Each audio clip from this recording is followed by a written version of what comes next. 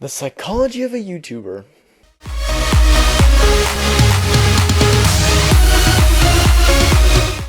Well, I'm not exactly a psychologist, but I do very much so like the topic, and I'm very intrigued by people's minds and how they react to things and that kind of thing. But an entire website that has over 11 million, way more than that probably, fans of gaming channels, just silly videos and all that stuff, it's kind of hard to wrap your head around. But to be quite honest with you, I want to diagnose it. YouTube.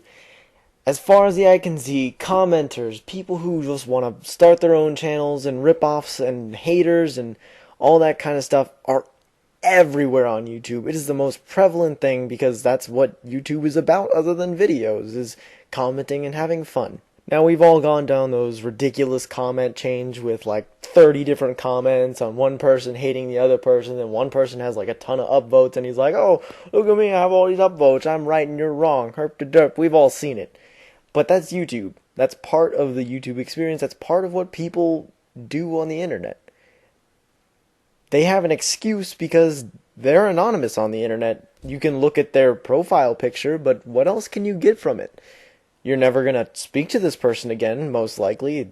It's very, very improbable, so you can show your true colors on the internet.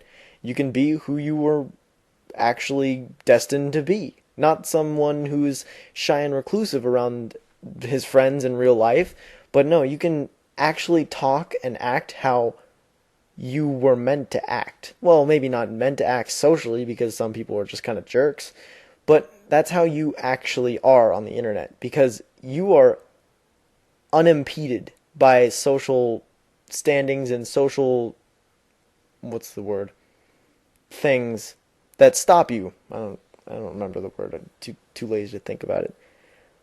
But you can truly think about and say whatever you want, because nobody can say otherwise other than a little downvote arrow that you will probably not care about regardless. What did the names PewDiePie, Smosh, Tobuscus, Sky Does Minecraft, Yodcast, Captain Sparkles, what do they all have in common? What feelings do they invoke in you? Well, first of all, they're all super popular, and second of all, they give you something to define yourself by. A banner to flag under, per se. Something to define yourself other than, yeah, dude, I watched that TV show, or yeah, I've seen that video. They give you something, a common ground with other people.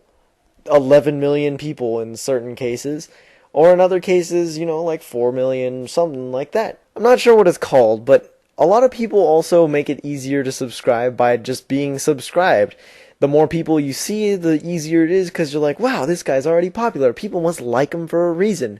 Thus giving you a reason to check out his channel, or, that kind of thing. As a minor YouTuber, it's even more difficult because, first of all, you have to gain the credibility of a community that's kind of adamantly against ripoffs.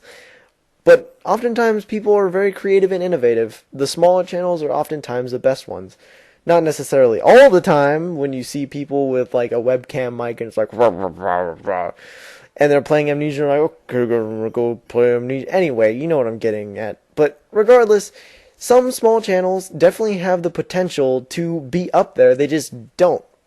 Why is that? Another psychological phenomena is the uncanny valley. It's where something is so close to something that you know and are familiar with, but not quite there. So say like someone very much so resembles one of your favorite YouTubers, you'd be far less inclined to stick with their channel. First of all, because it kind of freaks you out on a subconscious level, and second of all, because you kind of just don't want to see another version of what you already know. You don't want to redefine that kind of a thing. And that's why there's a lot of people who are far less inclined to go check out smaller channels or give them really the time of day, when indeed they could turn out to be very awesome. Now, this is not to say that there isn't a little bit of YouTube side of thing. It's not all psychology. Of course, YouTube throwing people who are already popular in people's sub boxes definitely helps, and featuring their videos on the front page of YouTube from time to time. It's not going to hurt someone's channel, but to be quite honest with you, when you first turn on YouTube and you, not turn on, when I'm like 80, no, when you first click YouTube, oh my god, there's a fly. when you first click YouTube and you go into, whatever, and then before you sign in, or if you don't have to sign in, then you see like, oh, featured channel, come check this out, herp de derp, it's really funny. Or this game that you've been playing for a long time, or you search a game and then that's the first thing that comes up. Obviously that really, really helps out a channel. It's not all psychology, but part of it is. And a big part of it is psychology. Now then, one other thing. Naming your subscribers. Let's take into account someone who is extremely popular and has a name that starts with a P and then has a D and then a PewDiePie, and he calls people bros. Now, this isn't wholeheartedly dishonest in its own right, but a lot of people want to define themselves. People don't know who they are, even young kids, teens, some adults even. They don't know who they are and they're trying to figure that out. But giving them something to flock under, something like a name bro, well, that gives them a very easy ticket to defining themselves. Someone who's a fan of this guy, someone who is this, and this. They have the qualities of people who donate to charity, that kind of thing, and that's something that they would want to be subscribed to. That's not a dishonest thing at all, but it is a psychological trick. Be wary. Do you really want to subscribe to a channel, or do you want to be a bro? Or do you want to be something else? It doesn't matter. This is just a completely conjectural example. I don't have anything against the guy. Now, we've all seen him, those really stupid comments that make absolutely no sense. They're just like, I like the and you're like, what are you even trying to say? Or do you even speak English? Do you even go here? Anyway, comments are a place where people can throw out their ideas on the video, or quote a funny part of the video and write it in a way that makes people understand, and they're like, oh yeah, that was funny. It's their own way of kind of a rite of passage and their own way of trying to contribute to the video. It's an easy and fun way so that they can see, oh, this is going to be funny, without ever really getting any feedback on it. So, no risk, high reward for them.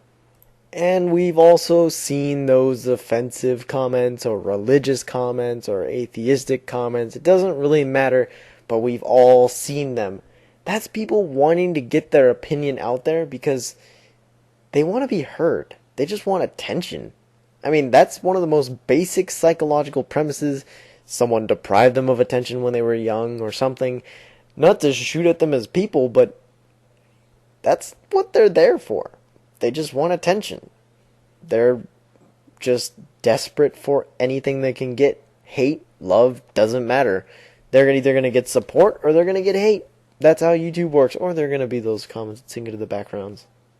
Or there's going to be those comments that get like 2 likes, or you know what I'm saying. Or get flagged as spam. That's another thing. But yeah, they just want attention. That's my point. People who make videos. Now, there are 2 kinds of people. Only 2. The people who are natural on camera. The people who seem like they are like normal. Someone you can have a conversation with. Someone who's approachable and likable. And someone who you'd want to hang out with in real life. And the other kind. The really, really distant or really, really boring people who you kind of just don't want to watch or hang out with or really think about at all, because they're not that much fun to be around. Now, that's the bad one, obviously. So, people who are really the first kind of people are going to be the ones that are usually the most popular on YouTube, because they seem like they're approachable dudes. That's why you see people who write on their discussion wall or who write comments like, oh hey, you want to play this game, even though the chances of that person ever seeing the comment are like 1 in 300 trillion, maybe. But they still do it regardless because they feel like they can communicate with them. They feel like they have a chance or a shot that if he did look at that comment, he would be like, you know what, maybe I will. Because they're approachable. Psychological phenomenon that's really easy to define. Now, people are classified as approachable or not approachable for many different reasons. Mostly their mannerisms on camera. So, again, let's say PewDiePie, someone who seems ridiculous and almost like someone you'd want to hang out with, being crazy and silly and someone who makes you laugh. Obviously, there's someone you'd want to be around, but then someone like, there isn't really very many popular examples of boring people on YouTube, I'd have to say. But there are plenty of examples out there, just not well-known ones. But people who are just like, okay guys, we're gonna go play some Amnesia, and we're gonna go around this corner. Oh my god, there's a monster! Ah! You know what I'm talking about. You don't really want to hang out with someone who can barely mutter to himself, let alone another person. And that was my psychology of YouTube video. Thank you guys for sticking around. Hopefully you enjoy, and if you want to see more, like and subscribe, and I will see you later. Stay frosty.